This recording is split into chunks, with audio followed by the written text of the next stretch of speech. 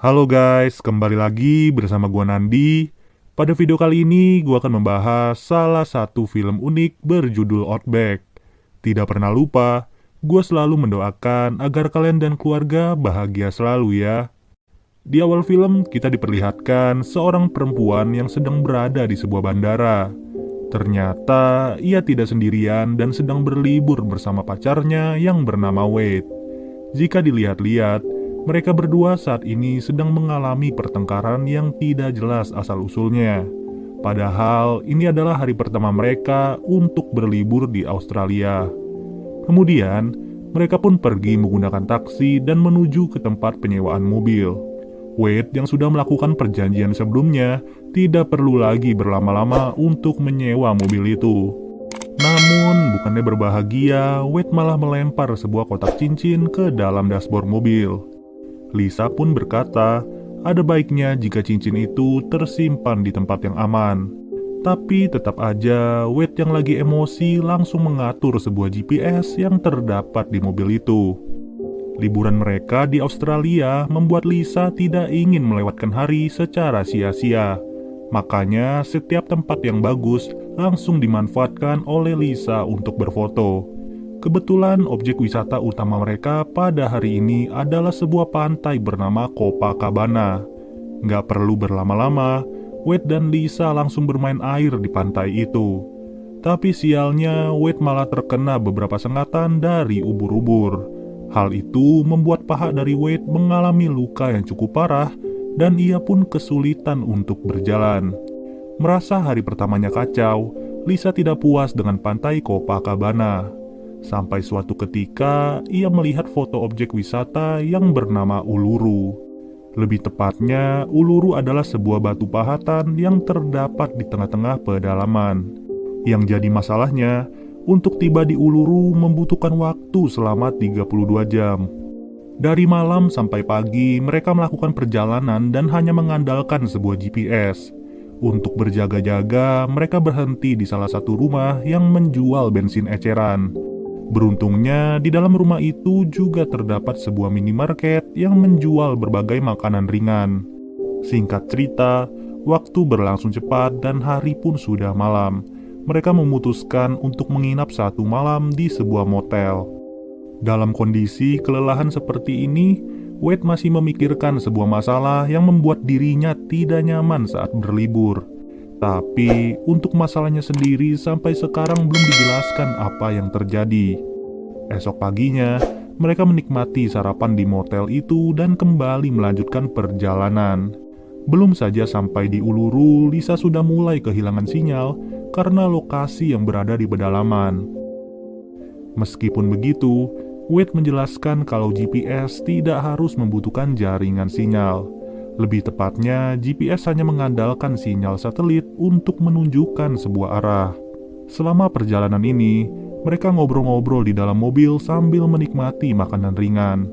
Namun, di tengah perjalanan, tanda-tanda masalah sudah mulai muncul dalam sekejap, yang dimana GPS mereka mengalami rerouting dan kemungkinan besar bisa salah menunjukkan jalan. Sampai pada akhirnya mereka terhenti di sebuah jalan yang hanya dipenuhi oleh tanah.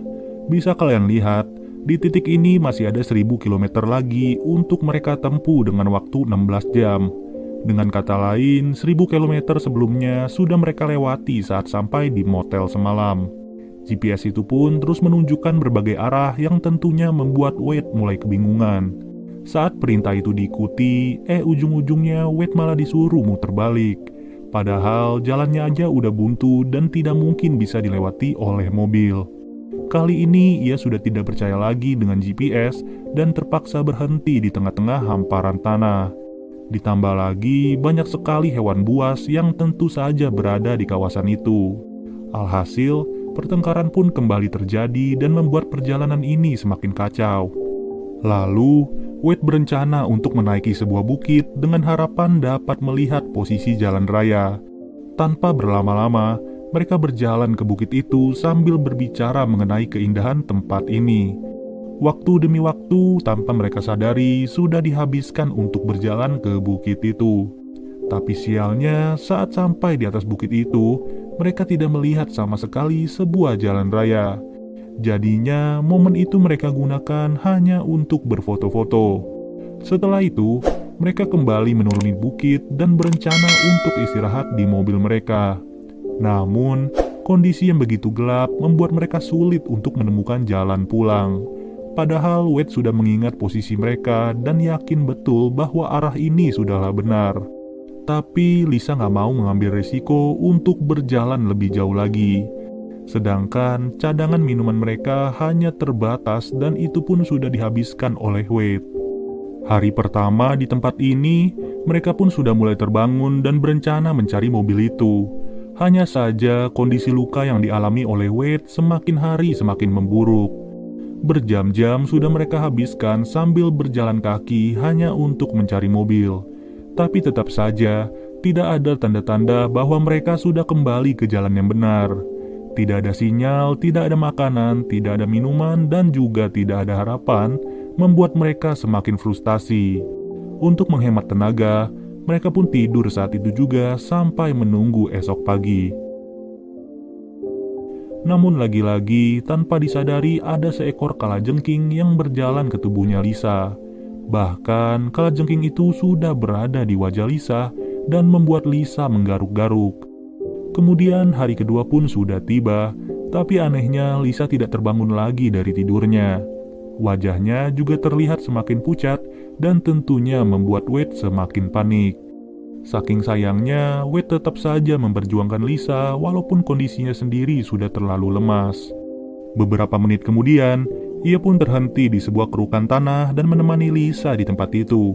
Wade yang tidak ingin membuang-buang tenaga sengaja menyempatkan diri untuk beristirahat. Saat sore hari, secara tidak sengaja Wade melihat sebuah pesawat yang melintas di atasnya. Tapi pesawat itu sama sekali tidak menyadari keberadaan Wade di tempat ini.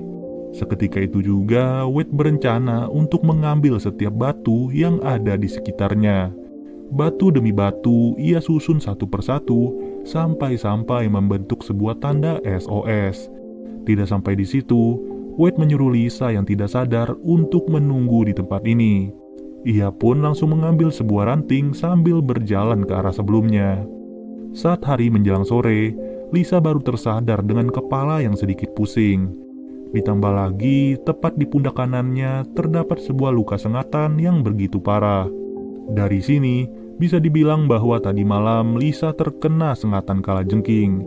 Di sisi lain, Wade yang terus berjalan berhasil kembali ke tempat mereka tidur dan ia pun menemukan tas milik Lisa. Ia berencana untuk memanfaatkan air kencing itu sebagai sumber mineral. Memang mantap rasanya, tapi mau gimana lagi dalam keadaan seperti ini. Untuk arah baliknya, Wade dengan mudah mengikuti tanda yang sudah ia garis dengan ranting. Sedangkan Lisa yang semakin panik terus berteriak memanggil nama Wade. Ia pun pada akhirnya tidak tahan lagi dan pergi meninggalkan tempat itu. Emang bener-bener, ngapain juga Lisa harus kabur dalam kondisi lemes kayak begitu? Di hari ketiga, Lisa yang terbangun sudah mulai dehidrasi dan ia pun menghisap berbagai cairan dari tumbuh-tumbuhan.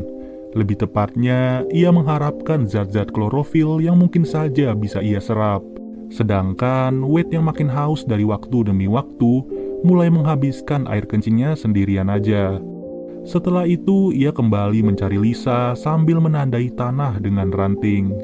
Jujur aja, dalam situasi seperti ini, Wade cuma bisa mengandalkan insting maupun naluri. Beruntungnya, tanpa disadari, ia berhasil menemukan mobilnya yang selama ini ia cari-cari.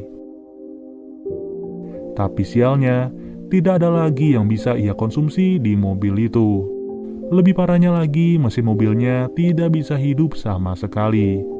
Namun ternyata, ia pun baru sadar kalau lampu mobil itu sudah ditinggal dengan keadaan masih menyala. Ia tidak mengira bahwa kesialan demi kesialan terus menimpa liburannya tanpa diduga. Sudah bagus-bagus ia membeli bensin sebagai cadangan, tapi kali ini malah aki yang terkuras. Saat itu juga, Wade pun nekat untuk minum air wiper yang dimana air itu sudah terisi dengan air sabun. Bukan tanpa alasan Wade meminum air sabun, tujuannya sendiri sudah jelas untuk tetap membuatnya kencing dalam kondisi kekurangan air. Ia rela berkorban sakit-sakitan, yang penting ia berhasil membawa air kencing untuk diminum oleh Lisa. Itu pun apabila ia sempat bertemu dengan Lisa dengan kemungkinan yang begitu kecil. Di hari keempat, Lisa yang semakin frustasi dan kelaparan langsung menjilati batu dan juga mengunyah daun. Begitu juga dengan Wade yang semakin lemas dan berusaha kencing sebanyak-banyaknya. Yang jadi masalahnya, Wade mengalami sakit perut yang luar biasa dan juga batuk-batuk.